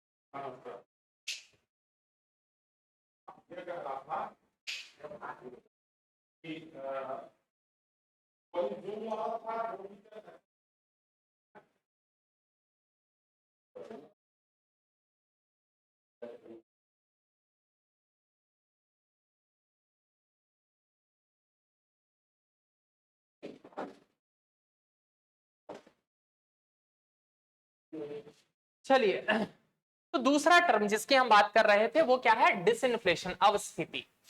अवस्फीति किसको कहेंगे? अवस्फीति जो है वो मुद्रास्फीति का ही एक प्रकार है, लेकिन यहां क्या है कि मुद्रास्फीति के बढ़ने की दर में कमी आ रही है, तो हम क्या उसको कहेंगे? हम उसको कह देंगे डिसइंफ्लेशन। जरा बात को गौर से यहां समझिएगा। जैसे मान के चलिए कोई चीज जो है वो 100 रुपए की है, ठीक ना? अगले साल जो है वो चीज जो है या अगले महीने वो बढ़कर हो गई कितने की? 110। तो हम यहां क्या बोलेंगे कि कितनी प्रतिशत महंगाई बढ़ी? ठीक ना? हम क्या बोलेंगे? यहां महंगाई कितनी बढ़ी? 10% बढ़ी। अब एक बात बताइए, इसके बाद ये चीज जो है वो बढ़कर हो गई 118 रुपए की, तो हम क्या बोलेंगे? यहां पर महंगाई कितनी बढ़ी? 7% के आसपास बढ़ी। इसके बाद जो है वो इस चीज की कीमत मान के चलिए बढ़कर हुई 120 रुपए की, तो हम यहाँ क्या बोलेंगे? लगभग 1.5% के आसपास बढ़ी। ठीक, एग्जैक्टली लगभग 1.5% के आसपास। अब एक बात बताइए, अभी भी कीमत तो बढ़ ही रही है ना? अरे कीमत तो बढ़ ही रही है, तो महंगाई तो है, महंगाई तो है ही ना। लेकिन मैं क्या बोल रहा हूं? मैं बोल रहा हूं कि महंगाई के बढ़ने की दर में कमी आ रही है। यानी कि पहले देखिए 10% के रेट से बढ़ा, उसके बाद 7% के रेट से बढ़ा, उसके बाद 1.5% के रेट से बढ़ा। तो महंगाई तो है, लेकिन महंगाई के बढ़ने की दर में कमी आने को हम क्या कह देते हैं? हम कह देते हैं अवस्फीति, डिसइंफ्लेशन। यहां तक क्लियर है? यहां तक क्लियर है ना? इन दोनों में डिफरेंस क्लियर रखिएगा, एग्जाम में आपको फंसाएगा इन्हीं दोनों में, डिफ्लेशन और डिसइंफ्लेशन में। डिफ्लेशन का क्या मतलब है? डिफ्लेशन का मतलब है कि 100 रुपए का चीज जो है वो घटकर 90 रुपए का हो जाए, 95 रुपए का हो जाए। यहां पर प्राइस में कमी नहीं आई है अभी तक, ठीक? यहां पर प्राइस में अभी तक कमी नहीं आई है, ठीक? लेकिन क्या हो रहा है? महंगाई बढ़ने की दर में जरूर कमी आ रही है, तो हम उस कंडीशन को क्या कह देते हैं? डिसइंफ्लेशन, अवस्फीति। यहां तक क्लियर हो गया? अरे यहां तक क्लियर है? ठीक, इसको जरा ऐसे समझिए, इसको ऐसे लिखा जा सकता है कि यद्यपि अभी तक जो है वो महंगाई बढ़ रही है या महंगाई है, लेकिन एक बात बताइए, 120 के बाद अगला ऐसा होगा, मतलब मैं अगर इसी रेट को आगे चलाता चलूं कि 100 से 110 हुआ, 110 से 118 हुआ, 120 हुआ, तो आगे फिर ऐसा होगा कि कुछ नहीं बढ़ा और फिर इसके बाद जो है वो क्या होने लग जाएगा? घटने लग जाएगा, घटने लग जाएगा ना। तो यानी कि हम क्या कह सकते हैं? हम कह सकते हैं कि अवस्थिति के ट्रेंड को यदि हम आगे करें ना, तो आगे बढ़ते बढ़ते ये अपस्फीति में परिवर्तित हो सकता है। ये लाइन समझ में आई? हाँ, मैं क्या कह रहा हूं? इस ट्रेंड को आप बढ़ाइए, 100 से 110 हुआ, 110 से 118 हुआ, 118 से 120 हुआ, यानी कि हर बार जो है वो कुछ कुछ कम हो रहा है ना। तो ऐसे ही हम आगे बढ़ाते जाएंगे तो एक बार क्या होगा? दोनों बराबर होगा और फिर उसके बाद घटना शुरू हो जाएगा। तो यानी कि हम क्या कह सकते हैं कि अवस्फीति के ट्रेंड को अगर हम बढ़ाएं, डिसइंफ्लेशन के ट्रेंड को बढ़ाएं, तो it might lead to what? Deflation as well. ये जो है वो अपस्फीति को भी जन्म दे सकता है। यहां तक क्लियर है? यहां तक क्लियर है ना? अपस्फीति। हम जरा कहानी को समझिएगा। यानी कि हम ये लिख सकते हैं कि हर मुद्रास्फीति नहीं, हर अवस्फीति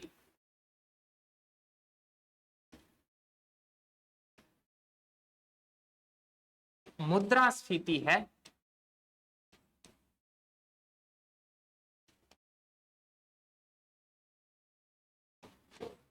परंतु हर मुद्रास्फीति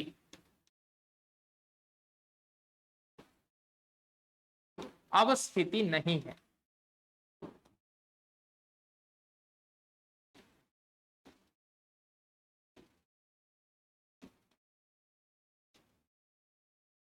ये लाइन क्लियर हुआ? क्या हम लिख सकते हैं कि हर मुद्रास्फीति अवस्फीति नहीं है, लेकिन हर अवस्फीति मुद्रास्फीति है? क्यों? क्योंकि अवस्फीति होने के लिए ही क्या है? महंगाई होना तो आवश्यक है ना। तो महंगाई अगर बढ़ रही है तो यानी कि हर अवस्फीति जो है वो मुद्रास्फीति तो है। लेकिन हर मुद्रास्फीति अपस्फीति कैसे नहीं है। मान के चलिए 100, 110 और उसके बाद 125, उसके बाद 160। अब एक बात बताइए, ये तो महंगाई दिखा रहा है ना, हर बार जो है वो महंगाई बढ़ रही है, लेकिन एक बात बताइए, क्या ये अपस्फीति का एग्जाम्पल है? नहीं ना। क्यों? क्योंकि यहाँ तो रेट बढ़ रहा है। पहली बार कितना रेट था? 110%, 10%। अगली बार जो है वो रेट कितना बढ़ के हुआ? लगभग 13%। उसके बाद रेट कितना बढ़ के हुआ? लगभग 25%। हाँ, तो यानी कि दिख रहा, यहाँ दर भी बढ़ती जा रही है। तो अगर दर बढ़ती जा रही है तो यानी कि ये अपस्फीति का एग्जाम्पल तो फिर नहीं है। ये बात समझ में आई? ये क्लियर हुआ? अपस्फीति क्लियर हो गया ना? ठीक, चलिए जब अपस्फीति क्लियर हो गया तो हम अगले टर्म की तरफ बढ़ते हैं, that is reflation.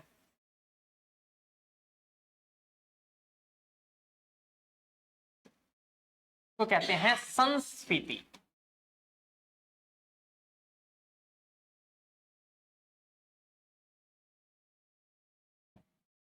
What is this संस्फीति? जरा कहानी को समझिएगा। मान के चलिए किसी अर्थव्यवस्था में क्या हुआ, किसी भी कारण से अर्थव्यवस्था में महंगाई कम होने लग गई, यानी कि गिरने लग गई।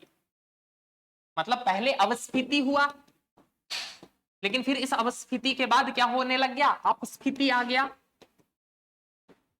अब देखिए, अपस्फीति किसी भी अर्थव्यवस्था के लिए अच्छी नहीं है, मैं बता चुका हूं। इस लाइन को बड़े गौर से समझिए, इसलिए मैंने बोला था कि सबसे महत्वपूर्ण लाइन लिख रहा हूं। किसी भी अर्थव्यवस्था में मुद्रास्फीति का नियंत्रण में रहना अर्थव्यवस्था के लिए अच्छा है। अगर अर्थव्यवस्था में महंगाई नहीं है तो वो अर्थव्यवस्था के लिए खराब। ये चीज मैं समझा चुका हूं। क्योंकि डिमांड सप्लाई। अगर अर्थव्यवस्था में महंगाई है, इसका क्या मतलब है? क्या कि अर्थव्यवस्था में मांग है। मांग है तो क्या होगा? बिजनेसमैन आएंगे, वहां पर प्रोडक्शन करेंगे, वहां उत्पादन करेंगे, लोगों को रोजगार मिलेगा और ज्यादा मांग बढ़ेगी, और क्या होगा? देश की जीडीपी बढ़ेगी। लेकिन अगर महंगाई बिल्कुल शून्य है, जीरो है, तो इसका क्या मतलब है? कि मांग है ही नहीं अर्थव्यवस्था में, तभी ना महंगाई नहीं है। महंगाई का क्या मतलब है? कि खरीदने के लिए चीजें कम है, लोग ज्यादा है, तभी तो महंगाई थी। एक बात बताइए, मुझे ये पता चल रहा है क्या कि जितना उत्पादन हो रहा है उतने से जितने लोग हैं उनका पेट भर जा रहा है। मैं मूर्ख हूं जो क्या बोलते हैं अलग से बिजनेस लगाऊंगा, नया जो है वो बिजनेस सेटअप करूंगा। मुझे मांग दिखेगी तभी तो मैं बिजनेस सेटअप करूंगा ना। इसलिए अर्थव्यवस्था में महंगाई का होना आवश्यक है, लेकिन नियंत्रित महंगाई का होना आवश्यक। अनकंट्रोल्ड अगर हो गया तब तो फिर अर्थव्यवस्था को बर्बाद कर देगा वो। बात समझ में आ रहा ना? अर्थव्यवस्था में महंगाई का नियंत्रित होना आवश्यक है, लेकिन अपस्फीति अर्थव्यवस्था के लिए बिल्कुल अच्छा नहीं है। यदि वस्तु सेवाओं की कीमतें घटती जा रही हैं तो आप जरा सोच के देखिए ना, यानी कि उद्योग धंधों को नुकसान हो रहा है। उसने बनाने में मान के चलिए 95 रुपया लगाया था और वो 100 रुपया में बेचना चाह रहा था, लेकिन महंगाई या फिर अपस्फीति आ जाने के कारण उसको वो 90 रुपया में चीज बेचना पड़ रहा है। एक बात बताइए, क्या होगा? आपको लग रहा होगा क्या कि sir as a consumer sir हमें तो फायदा हो रहा है। जरा ये भी तो दिमाग लगाइए ना कि अगर उसके 5 रुपया पर यूनिट अगर नुकसान हो रहा है तो वो क्या करेगा? लोगों को रोजगार से बाहर करना स्टार्ट करेगा। अरे वो अपने पॉकेट से थोड़ी पैसा देगा, कब तक पैसा देगा? या फिर मान के चलिए वो बर्बाद हो गई, वो कंपनी बैंकरप्ट हो गई, तब भी जरा सोच के देखिए उस कंपनी पर जितने लोग काम कर रहे थे वो सब बेरोजगार हो गए ना। बात समझ में आ गया? अब जो लोग बेरोजगार हो गए, जो लोग बेरोजगार हो गए वो अर्थव्यवस्था में डिमांड नहीं क्रिएट कर पाएंगे। कल मान के चलिए वो जाते थे अपनी मैडम के साथ मैकडी में खाने के लिए, अब बेरोजगार हो गए हैं तो वो नहीं जाएंगे। कल तक वो 2 शर्ट खरीदते थे साल भर में या महीना में 1 शर्ट खरीदते थे, अब वो नहीं खरीद पाएंगे। इसके कारण क्या हो जाएगा? अर्थव्यवस्था में और ज्यादा मांग कम होगी। बात समझ में आ रहा? मांग और कम हुई और ज्यादा अपस्फीति बढ़ेगी और 5 कंपनियां बर्बाद होंगी। ये जो है वो एक कुचक्र चलने लग जाता है, एक कंपनी के बर्बाद, दूसरा, तीसरा, चौथा बर्बादी ऐसे ही चलने लग जाती है। ठीक ना? तो इसीलिए बोला जाता है कि अपस्फीति अर्थव्यवस्था के लिए अच्छा बिल्कुल नहीं है। क्लियर है? ये क्लियर हो रहा है ना? अब जरा समझिए कि पहले तो अपस्फीति आया और अपस्फीति के बाद अपस्फीति आ गया। मैंने बता रखा है आप लोगों को ना, अभी जस्ट बताया ना कि 100 से मान के चलिए 110 हुआ,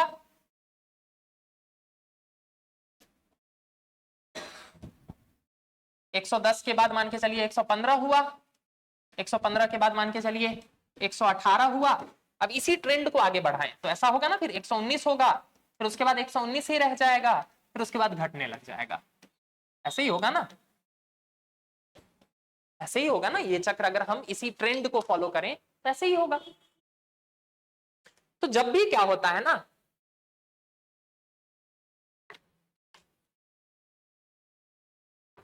जब भी क्या होता है अर्थव्यवस्था में अपस्फीति उत्पन्न हो जाती है, डिफ्लेशन जब उत्पन्न हो जाता है, तो क्या हो जाता है, सरकारें एक्टिव हो जाती है। यानी कि क्या हो रहा है, कीमतें जो है वो गिरती जा रही है। ठीक, कीमतें जो है वो गिरती जा रही है, तो क्या हो जाएगा, उस देश की सरकार एक्टिव हो जाती है। क्यों? क्योंकि अर्थव्यवस्था पर नकारात्मक प्रभाव उत्पन्न हो रहा है। उस देश की केंद्रीय बैंक एक्टिव हो जाती है।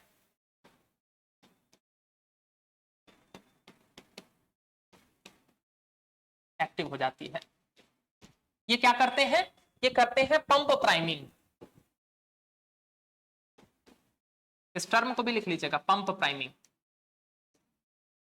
पंप प्राइमिंग क्या होता है? पंप प्राइमिंग, आप लोगों ने ये जरूर देखा होगा, ये जरूर देखा होगा कि किसी पाइप से पानी नहीं आ रहा होता है ना, तो उसमें थोड़ा सा पानी डाला जाता है, फिर उसमें से पानी आने लग जाता है। हा? आप लोगों ने बचपन में ये जरूर किया होगा कि वो हैंड पंप चला रहे हैं, अब उसमें से पानी नहीं आ रहा है, तो पहले उसमें 2 लोटा पानी डाले और फिर चलाए, तो फिर पानी पकड़ लिया। ये चीज किया है कभी? हाँ, इसी को कहते हैं पंप प्राइमिंग। पंप प्राइमिंग का मतलब ही यही होता है, पानी को पकड़ाने के लिए या पानी निकलने लग जाए इसके लिए पहले पानी डाला जा रहा है उसमें, ठीक ना। तो क्या होता है कि अर्थव्यवस्था ठीक हो जाए, यानी कि जो है वो महंगाई बढ़ जाए, इसके लिए क्या किया जाता है कि पहले पैसा डाला जाता है अर्थव्यवस्था में। बात समझ में आ रहा है? यानी कि क्या करेगी सरकार, जो है वो खूब सारी सरकारी योजनाएं चलाएगी, लोगों के हाथ में पैसा डालेगी, ताकि लोग क्या करें, डिमांड क्रिएट करें। सरकार जो है बिना मतलब का रोड बनवाने लग जाएगी, क्या करेगी, ब्रिज बनवाने लग जाएगी, ताकि क्या हो, लोगों के पास पैसा जाए। लोगों के पास पैसा जाएगा तो लोग डिमांड क्रिएट करेंगे। जैसे ही डिमांड क्रिएट होगा तो ये जो गिर रहा था इसमें रिटर्न आएगा ना, और फिर से जो है वो क्या है, अपस्फीति जो है वो किसमें परिवर्तित होने लग जाएगी, मुद्रास्फीति। बात समझ में आ रहा? केंद्रीय बैंक क्या करेगी, ब्याज की दरों को कम कर देगी कि अच्छा 8% ब्याज मांग रहा है बैंक, ऐसा करो 4% पर दो। केंद्रीय बैंक जो है क्या करेगी, ब्याज की दरों में गिरावट कर देगी, ताकि लोगों के लिए कर्ज प्राप्त करना आसान हो जाए। अब जरा आप सोच के देखिए, कल तक आप टेंशन में थे कि आईफोन तो खरीदना है, लेकिन 15% ब्याज पर कैसे खरीदें। अब अचानक से मान के चलिए आपको ऑफर आया फोन में, क्या कि एक्सक्लूसिव ऑफर फॉर यू, ठीक ना, कि अगर आप जो है वो लेते हैं आईफोन तो आपको मात्र 5% ब्याज देना पड़ेगा, तो आप सोचिएगा ना खरीदो। हाँ, ये बात समझ में आ रही है, ठीक ना। तो ब्याज दरों में कमी आएगी, ब्याज दरों में कमी आएगी तो क्या हो जाएगा, महंगाई फिर से बढ़ने लग जाएगी। इसी को कहते हैं संस्फीति, रिफ्लेशन। रिफ्लेशन कि जब गिर रहा था तो गिरने के बाद जो रिटर्न किया गया है उसी को क्या कहते हैं हम, रिफ्लेशन। अब समझ में आ गया संस्फीति का क्या मतलब है, कि महंगाई में अचानक से कमी आ रही थी, उसको क्या किया गया है, रिबाउंड करवाया गया है। यहां तक क्लियर हो गया रिफ्लेशन? हाँ, चलिए, जब ये क्लियर हो गया तो अगले टॉपिक की तरफ बढ़ते हैं। अगला टर्म देखते हैं, दैट इज व्हाट, चौथा ना, दैट इज स्टैगफ्लेशन।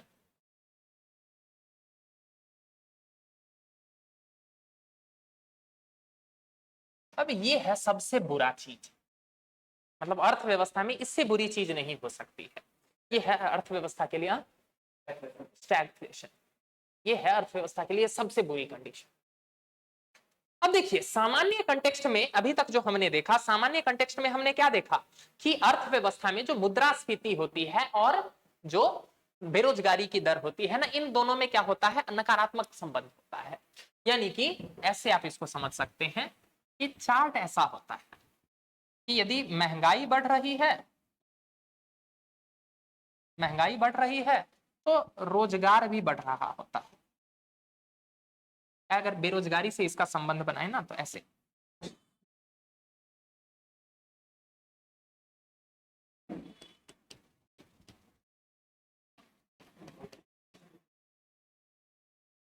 क्या हुआ, जरा बात को समझिएगा। बेरोजगारी और महंगाई के बीच में संबंध, इन दोनों के बीच में संबंध को ऐसे दिखाया जाता है इस कर्व के माध्यम से। इस कर्व के माध्यम से क्या मतलब है इसका, इसका मतलब है कि जैसे जैसे महंगाई बढ़ रही है वैसे वैसे बेरोजगारी कम हो रही है। अरे यही मतलब है ना, ये नहीं समझ में आ रहा आप लोगों को चार्ट? मतलब यहाँ महंगाई कम है तो देख रहे हैं बेरोजगारी ज्यादा है, महंगाई बढ़ी तो बेरोजगारी कम हुई, महंगाई और बढ़ी तो बेरोजगारी कम हुई, महंगाई और बढ़ी तो बेरोजगारी कम हुई, हो रही है ना कम, ठीक ना। इसको बताया था किसने, अल्बान फिलिप्स ने। एक इकोनॉमिस्ट हुए हैं, उनका नाम हो रहा है अल्बान फिलिप्स। इसीलिए इसको क्या कहा जाता है, इसको कहा ही जाता है फिलिप्स वक्र, फिलिप्स वक्र, फिलिप्स कर्व कहा जाता है। क्यों? क्योंकि ये बेरोजगारी और महंगाई के बीच में संबंध को दर्शाता है, जो कि क्या है, कर्व है। दिख रहा ना, ये कर्व है कि जैसे जैसे महंगाई बढ़ती है वैसे वैसे बेरोजगारी में कमी आती है। मैं समझा चुका हूं क्यों, क्योंकि महंगाई है तो बिजनेसेस को क्या लगेगा, उद्योगों को क्या लगेगा कि यानी कि अर्थव्यवस्था में मांग है और उस मांग की आपूर्ति नहीं हो पा रही है, ठीक ना, तभी तो महंगाई है। तो अगर मांग है तो वो क्या कोशिश करेंगे, वो करेंगे कि और ज्यादा फैक्ट्री लगाओ ताकि इस मांग को पूरा किया जा सके, हम बेचेंगे अपना माल, हम प्रॉफिट कमाएंगे। अब वो नए उद्योग लगाएंगे तो क्या करेंगे, लोगों को रोजगार पर रखेंगे ना। बात समझ में आ रहा, लोगों को रोजगार पे रखेंगे तो बेरोजगारी कम हो रही है कि नहीं। ठीक, अब जरा सोच के देखिए, जिन लोगों को उन्होंने रोजगार पे रखा, अब इनके पास पैसा आएगा, तो पैसा आएगा तो ये और ज्यादा मांग क्रिएट करेंगे, और ज्यादा महंगाई बढ़ेगी। तो क्या होगा, उनको लगेगा क्या कि नहीं, एक फैक्ट्री से काम नहीं चलेगा, और 2 फैक्ट्री लगानी होगी, तो और 2 फैक्ट्री लगेगी, और ज्यादा लोगों को रोजगार पे रखा जाएगा। बात समझ में आया? इसी को किसने समझाया था, अल्बान फिलिप्स ने समझाया था। कैसे समझाया, कि फिलिप्स वक्र के माध्यम से, कि जैसे जैसे महंगाई बढ़ेगी वैसे वैसे बेरोजगारी की दर में कमी आएगी। क्लियर है, ये बात समझ में आया?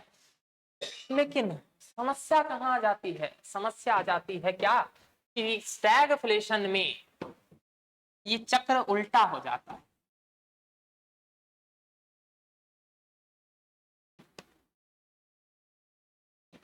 स्टैगफ्लेशन में ये चक्र जो है वो उल्टा हो जाता है, बेरोजगारी भी बढ़ रही है और महंगाई भी बढ़ रही है, ठीक ना। यानी कि स्टैगफ्लेशन वाला जो चक्कर है ना, तो इस समस्या को बढ़ा देता है।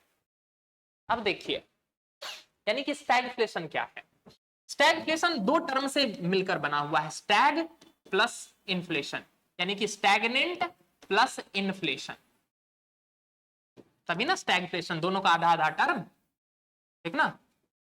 बात समझ में आ रहा ना, जैसे कि रणवीर प्लस आलिया, रालिया, ठीक ना, जैसे कि विराट प्लस अनुष्का तो विरुष्का, तो वैसे ही स्टैग्नेंट प्लस इन्फ्लेशन स्टैगफ्लेशन। अब ये मेरे को नहीं बोलिए, अब मेरे को ये ना बोलिएगा कि ये नाम मैंने नहीं रखा है, बहुत लंबे समय से ये टर्म चल रहा है। अल्बान फिलिप जो है ना, वो 1950-40 के आसपास ये टर्म प्रोपाउंड करके गए, ठीक ना। तो मेरे तो नहीं बोलिएगा, ठीक ना, कि ये नाम जो है वो मैंने रख दिया, ठीक ना। स्टैग्नेंट प्लस इन्फ्लेशन, जरा बात को समझिएगा, स्टैग्नेंट का यहाँ क्या मतलब है, यहाँ स्टैग्नेंट का मतलब है कि देश की जीडीपी वृद्धि दर जो है वो स्टैग्नेंट हो चुकी है, यानी कि समृद्धि जो है वो स्टैग्नेंट है, स्थिर है।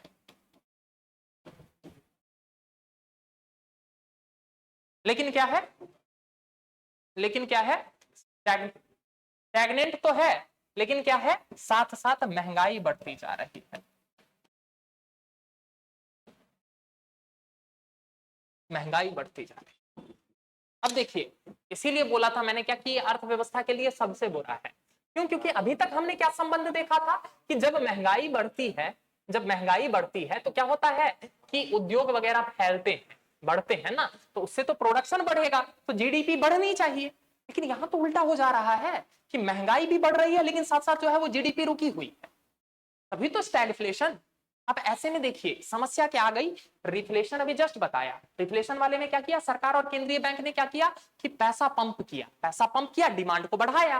एक बात बताइए, ऑलरेडी महंगाई बढ़ी हुई है, अगर पैसा और पंप किया जाएगा तब तो महंगाई और ज्यादा बढ़ जाएगी, तो समस्या आ गई ना, ठीक ना। अब एक बात बताइए, जीडीपी प्रोडक्शन प्रभावित हो रहा है, यानी कि क्या मतलब है, कि कंपनीज वगैरह जो है वो उत्पादन कम कर रहे हैं। लेकिन अगर आपने सस्ता लोन बांटा, तो सस्ता लोन बांटा तो महंगाई और ज्यादा बढ़ जाएगी। तो ऐसे कंडीशन में सरकारों को समझ में ही नहीं आ रहा होता है कि करें तो करें क्या, क्योंकि रास्ता ही बंद हो चुका है। अगर हम सरकार पैसा पंप करेंगे जीडीपी बढ़ाने के लिए, लोग जो है वो ज्यादा डिमांड क्रिएट करें ताकि उत्पादन बढ़े, तो महंगाई और ज्यादा बढ़ जाएगी, अनियंत्रित हो जाएगी। बात समझ में आ रहा ना, बेरोजगारी की दर निरंतर बढ़ती जा रही है, तो इसका मतलब क्या है, मांग घटती जा रही है लेकिन महंगाई बढ़ती जा रही है। बात समझ में आ रहा ना, अरे ये भी दिखाया ना आप लोगों को, ये कर्व उल्टा हो गया, इसमें कर्व उल्टा हो गया, यानी कि बेरोजगारी भी बढ़ती जा रही है और साथ साथ महंगाई बढ़ती जा रही है। सरकारों को समझ नहीं आ रहा होता है कि इस कंडीशन में करें तो करें क्या।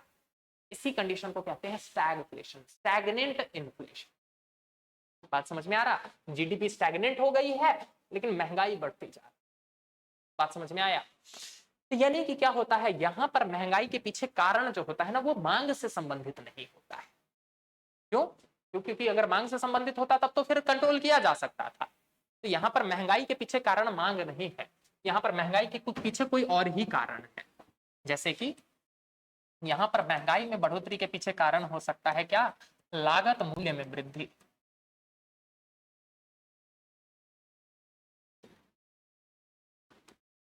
बताऊंगा अगले ही टॉपिक में हम लोग पहुंचेंगे ना, बताऊंगा लागत मूल्य में वृद्धि हो सकती है कि मान के चलिए क्या है कि इंटरनेशनल मार्केट में जो है वो क्या हो गया, इराक और सीरिया या फिर मान के चलिए आसपास जो है वो जो तेल उत्पादक वाले देश हैं उन सब में झगड़ा हो गया, जिसके कारण क्या हुआ, तेल की कीमतें बढ़ गई।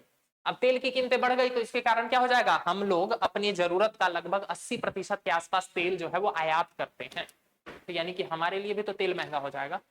अब हमारे लिए तेल महंगा हो जाएगा, आपको पता है तेल जो है वो हर उत्पादन में कहीं ना कहीं यूज होता ही है। अरे मशीन चलाने में, ट्रांसपोर्टेशन में कहीं ना कहीं तो यूज करोगे ही ना। अब एक बात बताइए, अगर तेल की कीमतें महंगी है तो उत्पाद की कीमतें महंगी होगी कि नहीं होगी?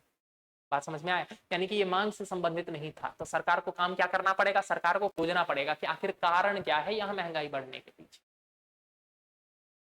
यहां तक क्लियर है?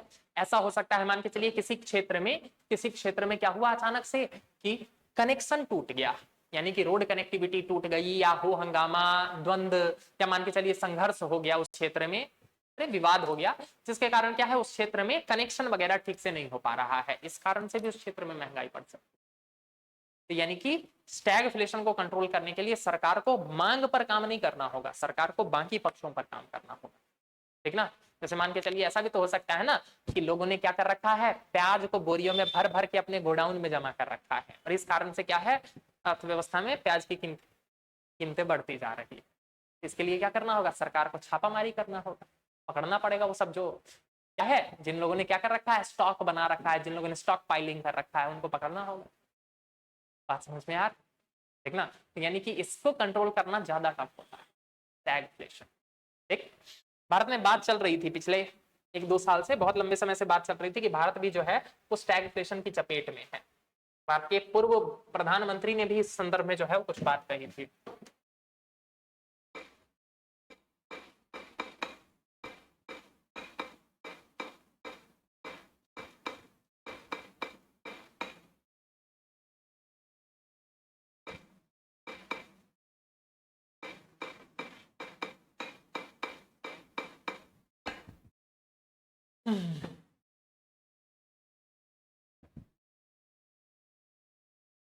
देख रहा 2020 में former prime minister PM Manmohan Singh had warned in November 2019 itself क्या, कि Indian economy was entering into stage of stagflation. देख रहा, वही है ना स्टैगफ्लेशन। स्टैगफ्लेशन समझ में आ गया ना, यानी कि दिख रहा ना, बात चल रही बहुत लंबे समय से, ठीक, कि भारतीय अर्थव्यवस्था में हमें क्या देखने को मिल रहा है, stagflation. What is stagflation, how does it occur? बात समझ में आ रहा? फॉर्मर प्राइम मिनिस्टर ने कहा था, बहुत बड़े अर्थशास्त्री हैं। वो दूसरी बात है आप लोग जो भी समझते हो, लेकिन अर्थशास्त्री तो हैं वो, ठीक ना। तो यहां तक क्लियर हो गया? दिख रहा, ये देखिए इस लाइन को गौर कीजिए, क्या लिख रहा है द हिंदू का आर्टिकल, देखिए क्या बोल रहा है, stagflation is an economic scenario, यह एक ऐसी आर्थिक दशा है where an economy faces both high inflation, यानी कि महंगाई बढ़ी हुई है लेकिन लोज ग्रोथ, लेकिन ग्रोथ जो है वो स्टैग्नेंट हो चुकी है या बहुत कम है, इसी को ना हम लोग बोल रहे हैं stagnant inflation.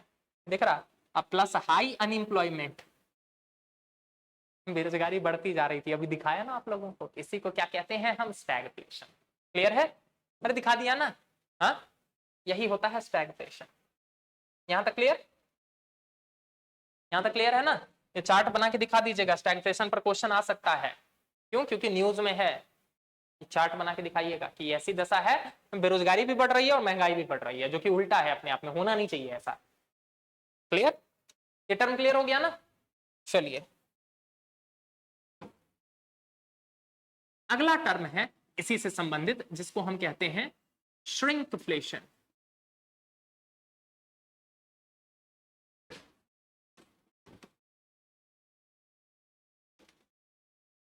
What is the shrinkflation?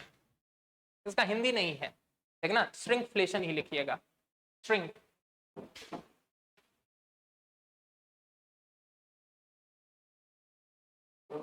Hmm,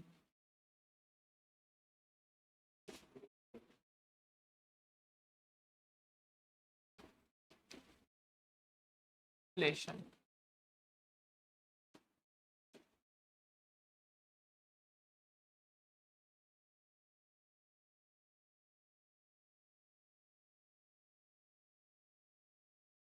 what is the shrinkflation?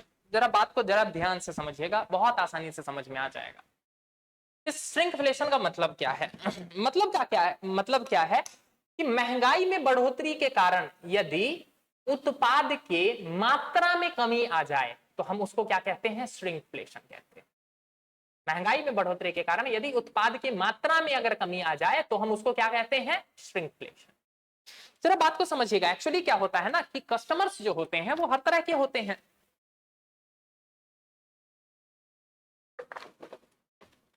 कुछ होते हैं जो प्रोडक्ट सेंसिटिव होते हैं, क्वालिटी सेंसिटिव होते हैं, जिनको गुणवत्ता से मतलब होता है।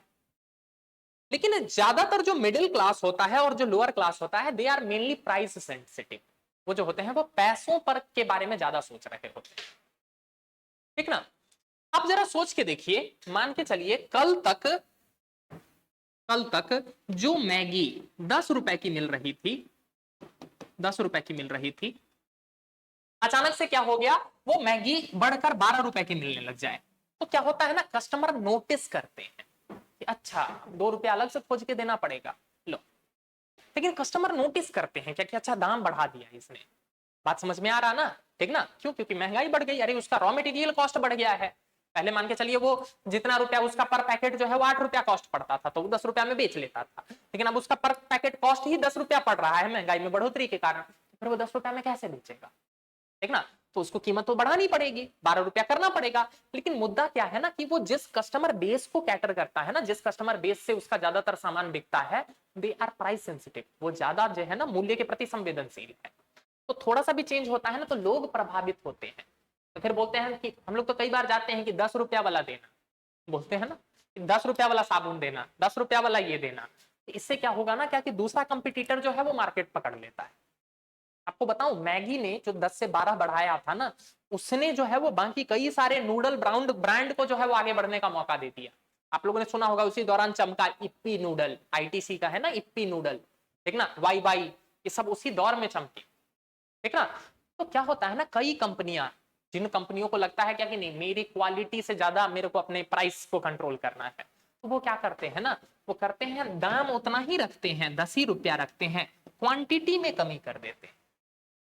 मान के चलिए पहले 10 रुपया में वो दे रहा था 100 ग्राम, तो अब 10 रुपया में आपको क्या कर देगा, वो 90 ग्राम ही देगा। बात समझ में आया? That is the reason why इसको हम क्या कहते हैं, श्रिंकफ्लेशन। बात समझ में आया? अब एक बात बताइए, पार्ले जी हमारे और आपके बचपन में भी 5 रुपए का ही मिलता था और आज भी 5 रुपए का ही मिलता है, ऐसा कैसे हो सकता है? जरा कुछ सोच के बताइए। हाँ, आप लोगों ने गौर किया होगा, पहले हम लोग मैच खेलते थे एक पार्ले जी का, और उसमें पूरी टीम को जो है वो एक एक बिस्कुट मिल जाता था, 5 रुपए में लगभग 16 बिस्कुट रहते थे उसमें।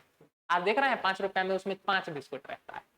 एक बात बताइए, उसने अपना प्राइस तो उससे वही बराबर रखा ना, लेकिन क्या किया, उसने प्रोडक्ट की मात्रा को घटाते चला गया। वो क्यों? क्योंकि हम जाते ही बोलते थे कि 5 रुपया वाला पार्ले जी दीजिए। अब सिंपल सी बात है, अगर उसकी कीमत को वो बढ़ा के 10 कर देता, 15 कर देता, तो वो 5 रुपया वाला जो ब्रैकेट है उसका वो चला जाता ना, वो कस्टमर बेस चला जाता। इसलिए क्या करती हैं कई सारी कंपनियां, वो अपना प्राइस नहीं बढ़ाकर क्या करती है, प्रोडक्ट कम कर देती है। बात समझ में आया? हाँ, बात समझ में आया ना, वो क्या करती है, अपना प्राइस नहीं बढ़ाकर अपना प्रोडक्ट कम कर देती है। This is what is known as shrinkflation. इसी को क्या कहते हैं, श्रिंकफ्लेशन। क्लियर है? ठीक, आराम से, मतलब धीरे, अचानक से नहीं बढ़ाएगी, तो धीरे धीरे करती है। जैसे कि पहले मान के चलिए क्या है, आप 20 रुपए जाते थे, 20 रुपए का आपने चिप्स का पैकेट लिया, उसमें 50 ग्राम आपको चिप्स मिला, ठीक ना, और उसमें 150 ग्राम आपको हवा मिला, ठीक ना। 150 ग्राम छोड़िए, 50 ग्राम चिप्स मिला, ठीक ना।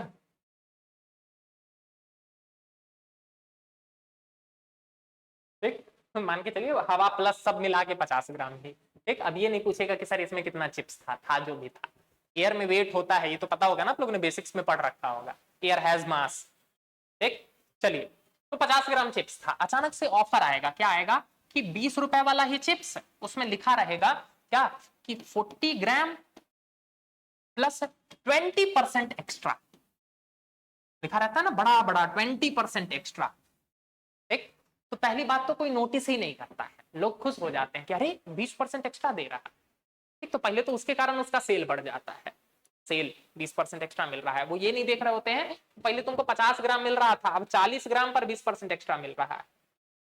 ठीक, अगर मान के चलिए अब मेरी क्लास कर लेने के बाद अब आप लोग सचेत हो जाएंगे, तो भी आप लोग क्या सोचिएगा, आप लोग सोचिएगा कि चलो 40 ग्राम तो मिल रहा है, पर प्लस 20% एक्स्ट्रा का क्या मतलब हो गया, 8 ग्राम और, यानी कि 48 ग्राम मिल रहा है।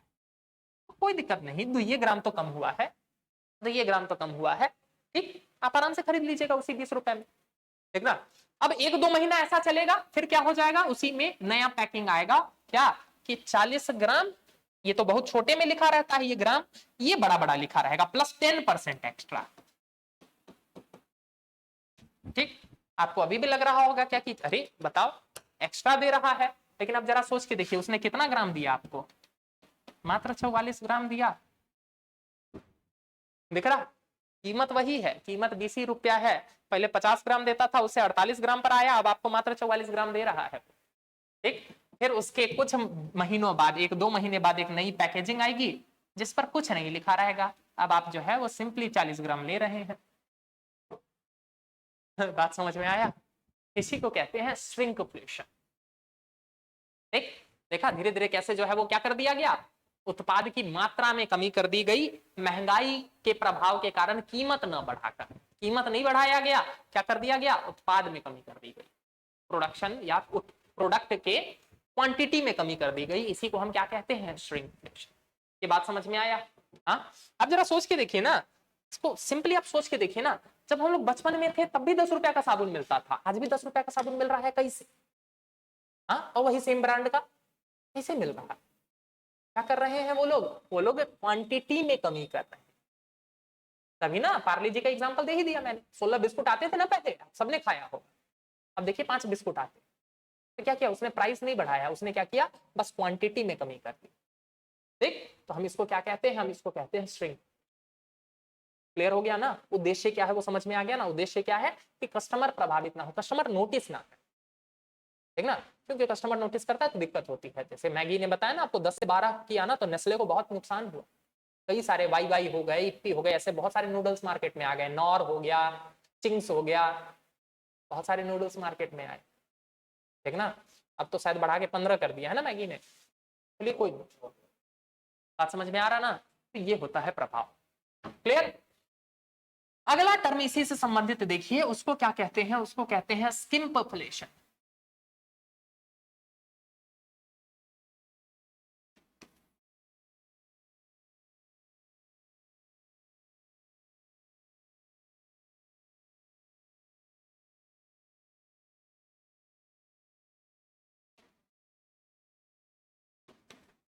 स्किम्पफ्लेशन, स्किम्पफ्लेशन क्या है, स्किम्पफ्लेशन जरा गौर से समझिएगा, ये ज्यादा बुरा है श्रिंकफ्लेशन से। स्किम्पफ्लेशन में क्या होता है, प्रोडक्ट की मात्रा में कमी नहीं की जाती है, प्रोडक्ट की गुणवत्ता में कमी कर दी जाती है, क्वालिटी में कमी कर दी जाती है। महंगाई के प्रभाव को केटर करने के लिए, टैकल करने के लिए कीमत ना बढ़ाकर गुणवत्ता में कमी कर देना।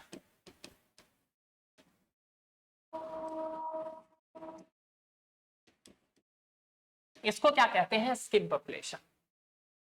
बात समझ में आ रहा, गुणवत्ता में कमी कर देना, इसको हम कहते हैं स्किम्पफ्लेशन। अब देखिए ये ज्यादा बुरा है, ये ज्यादा बुरा कैसे है, मान के चलिए पहले जो मैं 20 रुपया वाला चिप्स खरीदने जाता था, ये क्या करता था, चिप्स को फ्राई करने के लिए क्या करता था, मस्टर्ड ऑयल का प्रयोग करता था। एग्जाम्पल के लिए बोल रहा हूं, मस्टर्ड ऑयल का प्रयोग करता था, यानी कि सरसों तेल का प्रयोग करता था, सरसों तेल में ही चिप्स बना रहा था। अब क्या हो गया, महंगाई बढ़ गई, जिसके कारण सरसों का तेल महंगा हो गया। तो ये क्या कर रहा है, ये कीमत नहीं बढ़ा रहा है, क्यों, क्योंकि इसको लग रहा है अगर मैं कीमत बढ़ाऊंगा तो मेरा वो कस्टमर बेस प्रभावित होगा। इसने क्या किया, उस सरसों तेल की जगह पाम ऑयल यूज करना स्टार्ट कर दिया। अब एक बात बताइए, कीमत तो उसने मेंटेन कर लिया, लेकिन इसके कारण गुणवत्ता प्रभावित हो गई ना। पाम ऑयल जो है वो शरीर के लिए ज्यादा नुकसानदायक होता है। बात समझ में आया? इसको कहते हैं स्किम पॉपुलेशन, यानी कि आप प्रोडक्ट की गुणवत्ता के साथ जो है वो क्या कर रहे हैं, छेड़खानी कर रहे हैं। ठीक है, मान के चलिए क्या है कि कोई बिस्कुट बनाने वाली कंपनी है, मान के चलिए बिस्कुट बनाने वाली कंपनी है, पहले वो क्या कर रही थी, अच्छा क्वालिटी का गेहूं लेती थी, उससे जो है वो बिस्कुट बनाती थी। लेकिन महंगाई में बढ़ोतरी हो जाने के कारण क्या कर रही है, अब वो खराब क्वालिटी वाला गेहूं से बिस्कुट बनाते रही है। वो प्राइस नहीं बढ़ा रही है, ना ही वो क्वांटिटी कम कर रही है, क्वांटिटी उतना ही दे रही है, बस क्या कर रही है, क्वालिटी खराब कर रही है। इसको हम क्या कहेंगे, इसको हम कहेंगे स्किम पॉपुलेशन। बात समझ में आया? स्किम पॉपुलेशन का मतलब कि ज्यादा हानिकारक होता है। कई सारी कंपनियां ऐसा भी करती, क्लियर है? उनको लगता है कि हमारा कस्टमर बेस जो है वो प्राइस सेंसिटिव भी है और क्वांटिटी सेंसिटिव भी है। क्वांटिटी, बात समझ में आया ना? कुछ लोग होते हैं ना कि जो खोल के वहीं पर दुकानदार को बोलते हैं कि का भैया पहले 16 को देते थे, अब 10 को दे रहे हैं बिस्कुट, ठीक ना, बोल देते हैं। उसको लग रहा है क्या कि हमारा कस्टमर बेस जो है वो प्राइस सेंसिटिव भी है और क्वांटिटी सेंसिटिव भी है, तो वो क्या करेगी, क्वालिटी के साथ जो है वो समझौता करेगी। क्लियर है? प्राइस, इसीलिए तो ये सारे टर्म्स आए हैं। प्राइस ही तो नहीं बढ़ाना है, अगर प्राइस बढ़ाना होता तब तो फिर दिक्कत ही क्या होती, ठीक ना? अगर तेल की कीमत बढ़ी है तो कीमत बढ़ा देते, तब तो कोई दिक्कत ही नहीं है। तो कीमत ही तो नहीं बढ़ाना है, गुणवत्ता में कमी कर देना बिना कीमत बढ़ाए।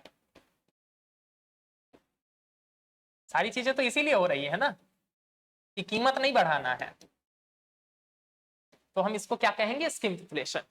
जैसे मान के चलिए पहले क्या हो रहा था, आप रेस्टोरेंट में जा रहे थे, किसी होटल में जा रहे थे, किसी रेस्टोरेंट में जा रहे थे, तो क्या है, जैसे ही आप बैठे तो गेट पर एक तो था वो नमस्ते करता था, तो आपको भी अच्छा लगता था, आपके साथ जो गई हैं उनको भी अच्छा लगता था, ठीक ना? बात समझ में आ रहा है ना? अच्छा लगता था। अब एक बात बताइए, महंगाई में बढ़ोतरी के कारण क्या कर दिया उसने, जो है वो जो गेट पर खड़ा रहता था उसको बाहर कर दिया। अब एक बात बताइए, क्या हो गया, प्रोडक्ट की गुणवत्ता में कमी आ गई ना। पहले जाते वक्त आपको जो हॉस्पिटैलिटी मिलती थी, आपको जो सम्मान मिलता था, अब वो सम्मान नहीं मिलेगा, आपको नहीं मिला ना। बात समझ में आया? गुणवत्ता में कमी है। ठीक, एक बात सोचिए, पहले आप जाते थे रेस्टोरेंट में बैठते थे तो एक वेटर आता था और वो दोनों गिलास में पानी भर के रख के चला जाता था। इस बार आप गए, कोई वेटर नहीं आया आपको गिलास में पानी देने के लिए। एक वेटर आया, वो आपसे ऑर्डर लिया और ये भी पूछा कि सर वाटर बॉटल भी ऐड कर दूं। यानी कि पहले पानी आपको मुफ्त में मिलता था, अब पानी आपको मुफ्त में नहीं मिल रहा है, अब आपको पानी के लिए भी पे करना पड़ रहा है। यानी कि क्या हुआ, दिख रहा, खाना जितने में आए थे आप उतने ही खाना में खा रहे हैं, वो प्राइस बाकी प्रोडक्ट के प्राइस नहीं। लेकिन क्या है, पहले जो पानी आपको कॉम्प्लीमेंट्री मिलता था, अब कॉम्प्लीमेंट्री नहीं मिल रहा है। तो हम इसको क्या कहेंगे, इसको कहेंगे स्किम पॉपुलेशन। क्लियर है? एक गुणवत्ता में कमी कर देना। पहले आप जाते थे, आप बैठे रहते थे, वो वेटर आता था सर्व करने के लिए, अब उसने क्या कर दिया, सारे वेटर हटा दिया, ऑर्डर कीजिए, खुद जाके रिसीव कीजिए। बात समझ में आया? ये क्या है, ये है स्किम पॉपुलेशन। क्लियर है? अरे स्किम पॉपुलेशन का मतलब समझ में आ गया। श्रिंकफ्लेशन क्या है कि कीमत बिना बढ़ाए, श्रिंकफ्लेशन क्या है कि कीमत बिना बढ़ाए मात्रा में कमी कर देना।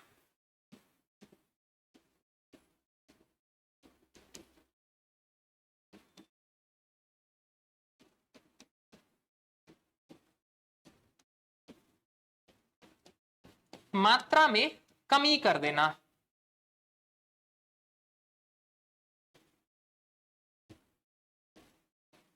स्किम पॉपुलेशन क्या है, कीमत बिना बढ़ाए गुणवत्ता में कमी कर देना, तो हम इसको क्या कहेंगे, स्किम पॉपुलेशन।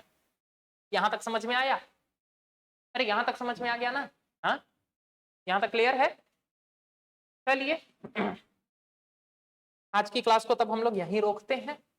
ठीक, कल मिलेंगे फिर, इसके आगे बाकी टॉपिक्स के बारे में हम लोग पढ़ेंगे। अभी इन्फ्लेशन में बहुत सारी चीजें बची हुई है,